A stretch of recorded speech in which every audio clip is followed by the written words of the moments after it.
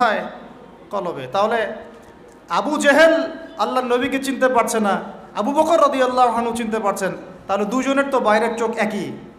কোন চোখ তাহলে অন্ধ আবু জেহেলের, যে কারণে আবু জেহেল আল্লাহর নবীকে চিনতে পারল না? বলেন।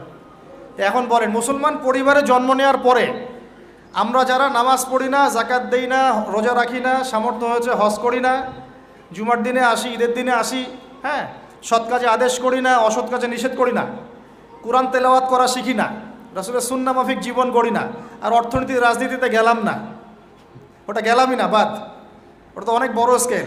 তাহলে আমাদের কি চোখ আসলেই আছে, কান আসলেই আছে, কলব কি আসলেই জিন্দা, না সত্যিকার অর্থে আমরা গবাদি পশু হয়ে গেছি? আত্মপর্যালোচনা করতে হয়। তো আত্মপর্যালোচনা, মোরাকাবা মানে হচ্ছে আত্মপর্যালোচনা, নিজেদেরকে নিয়ে ভাবতে হবে। তো এখন আপনি আমাকে উত্তর দেন, যেই মুসলমান